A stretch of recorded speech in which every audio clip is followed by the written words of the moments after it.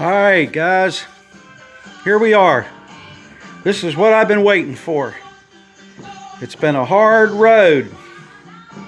Long hard road. But it's in primer for the second time. And it really looks good. It's nice and straight. And everything, all the door jambs look good. Everything just seems to fall into place. Now, I guess we'll really be able to tell what it looks like when John gets finished wet sanding the primer and blocking it real good. Overall, it looks good. There's no serious flaws in anything that I can see that won't come out with the primer. I don't see any waves or anything that I need to address. This is John. John is going to take it from here, and he is going to wet sand it and block it out, and we'll have to hope that he can do a pretty good sand job, and he doesn't find anything that's going to be that draw me back into this project. It probably will, but we'll have to see. That's the underneath of the trunk. We primed this, and I sanded at it. I didn't really get too aggressive because it is under the trunk, but there's some little places that I missed, and it's not perfect by a long shot, but it is underneath the trunk.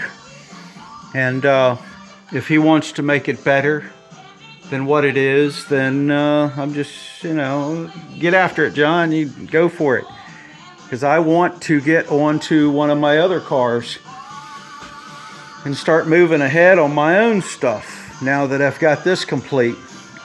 Because I spent a lot of time on this, a lot more than I was estimating it to be. We had to put floors in it, and all the rockers, and the trunk, the whole trunk, and that panel over there we put in, or I put in. So it's and I had to cut holes in this to straighten it out because it was messed up. But this thing really looks good. It came out good. I can't believe how straight I got it. It's absolutely a straight line. At least it looks like a straight line with a primer. It just looks good overall. Everywhere I look at it, it just looks daggone good. Not quite a professional job, but not bad for an amateur. And I told him I would take care of the fuel tank for him because he's never done one. And he broke off some cinder bolts, and I got to get a tap so I can straighten out one of the holes. And I might as well run a tap down through them. And it's not bad as far as the tank goes, because I've done some really nasty tanks. You can see all the rust in here, up in here. Well, it's hard to see, but that's all rusted, but the floor is not terrible, and the back walls and underneath isn't even bad, I mean, not for a tank, because these things get really bad, and there's a couple little pinholes, so the tank sealer will take care of all that. I'll sandblast it and run some muriatic acid, a weak batch of muriatic acid through it, and rinse it out real good, and then wash it with soap and water, and then dry it, and then put some tank sealer in it, and she should be just like new again. And paint it with some real good paint on the outside. So so I guess today what I'm gonna do is one of the little things I said I would try to do for him. I'm gonna try to put the steering wheel back on. It was riveted on, and you can see the rivets. They just broke in two and fell off. There's the wheel. Nothing's damaged, it's just the rivets gave up the goat. So I'm gonna fix that. I'm just gonna through bolt it with something. Yeah, that's my plan. We'll see how that works. Yeah, I have to go get some stainless steel bolts from the hardware store and put it back together. I think it's got a covering plate that goes over it, so anything I do you won't see. But John's still got the rear. This is all the parts that he's got to fix, and he's working on sending the calipers out right now. Everything for this car is just a little pricey, and he's trying to keep everything as inexpensive as he can. Do some window shopping, you might say, which I don't blame him, because this can get crazy when you're trying to do this kind of thing.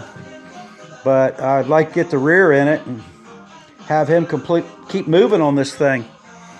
I don't want anybody to drag their feet, because I definitely want to get another car in here, one of mine. And I guess I'm going to go and start working on the boat. Since this is all said and done, I don't need to fool with it anymore. At least nothing serious. I straightened my shop up a little bit yesterday because I had tools everywhere. So this is actually straight for this place. This summer, if I get half a chance, I want to get all these engines out of here because they do not need to be stored in here.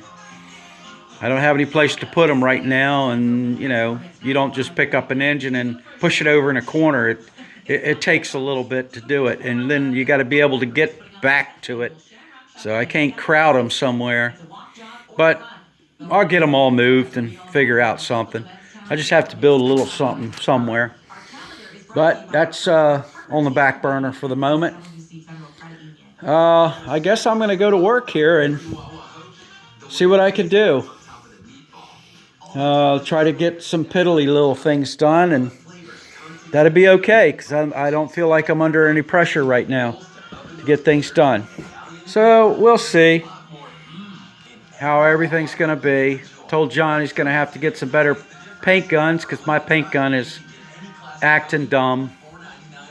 It's probably more me than the gun, but I cannot make any sense of it. I can't get much of a spray pattern out of it, no matter what I do, and it seems to be clean, but they're not expensive guns at all. So maybe I'm expecting too much out of the gun. I don't know. It could, like I said, it probably is just me. But here you go. I think John is satisfied with the way this thing came out. I sure hope so, because I don't want to work on it anymore. I want to do something else. All right, well, I'm going to shut off here, and if something comes up that looks like of interest, I will make another little quick video, and we'll take a look at that. You know, maybe it's on a, I don't know. We'll just have to see. She's a big car. Look how long that nose is. All right, guys. We're out of here. Bye.